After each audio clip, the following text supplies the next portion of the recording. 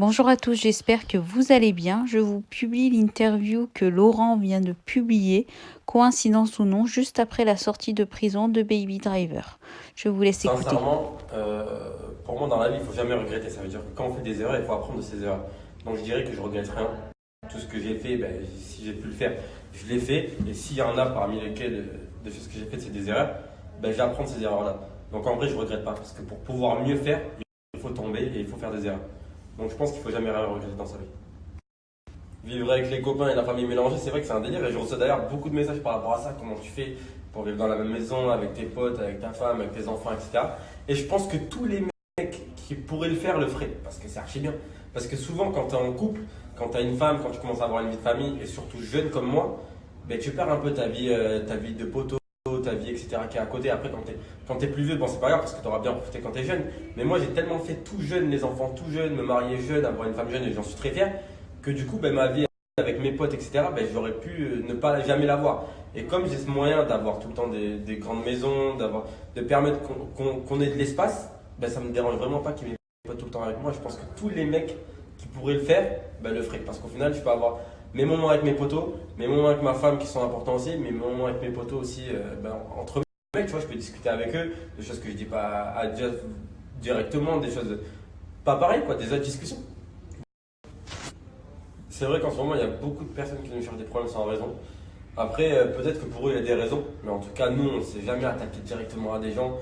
Des fois, sur les réseaux, il y a des trucs, il a dit ci, il a dit ça, il y a toujours des on-dit, mais nous, on ne s'est jamais attaqué directement à des personnes, on est toujours là dans notre coin, on fait notre vie. Par contre, il y a beaucoup de gens qui essaient de s'attaquer à nous, et je pense qu'ils essaient en fait tout simplement de gratter du buzz, d'avoir la notoriété en parlant de nous. Parce que c'est vrai que nous, il n'y a pas grand chose sur nous, on vit notre vie, on a notre famille, et voilà, et je pense que les gens, ben, un peu, il y en a pour qui c'est un complexe, ça les fait chier. Il y en a pour qui c'est juste de la jalousie pure. Et il y en a pour qui, ben, il y en a, c'est leur job de parler des gens.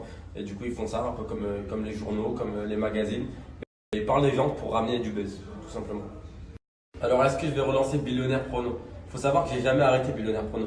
Finalement, depuis toujours, il y a des gens qui sont sur le site, il y a des gens qui suivent nos pronostics, il y a des gens qui sont à fond derrière nous.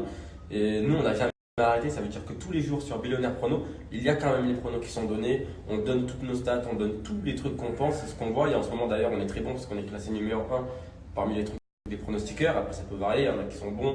Des fois, il y a des semaines où on est moins bon. Mais là, ces derniers mois, on a été très bon d'ailleurs. Et voilà, ça s'est jamais réellement arrêté. En fait, tous les jours, il y a eu des pronos jusqu'à présent. Bien sûr que je pense participer à des associations et d'ailleurs c'est prévu. On va le faire dans pas longtemps, c'est prévu. On a déjà aidé beaucoup de choses, beaucoup de gens. Et comme vous savez, quand j'avais justement Billionnaire que j'étais à fond, je payais des loyers aux gens. J'ai déjà donné des 12 loyers, des 15 loyers. Il y a même une fille, je lui avais payé un an de loyer. Et c'est vrai que les associations, on n'a jamais trop fait. On avait fait à Marrakech, quand on était allé à Marrakech, on avait distribué plein de cadeaux, plein de choses pour les enfants qui étaient abandonnés. Voilà, des enfants qui étaient abandonnés. Et du coup, là, je pense qu'on va refaire des associations. Là, en ce moment, j'ai dans la tête de faire des associations pour les enfants malades et aussi pour la Terre, enfin pour le monde, pour tout ce qui se passe autour de nous. Il y a l'Australie, il y a tout ça.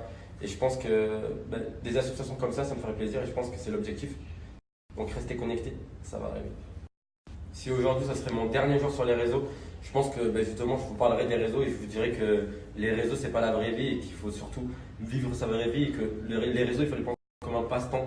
Et n'oubliez jamais que sur les réseaux, on vous montre que ce qu'on a envie de vous montrer, que ce soit pour nous, que ce soit pour tout le monde, on vous montre que ce qu'on a envie de vous montrer.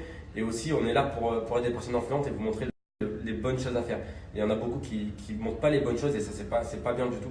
Mais il ne faut pas pour autant qu'il faut le faire. Il faut penser à soi-même, il faut penser à sa famille, à sa vraie vie, à ses vrais amis au quotidien. Et je pense à se déconnecter un peu du téléphone.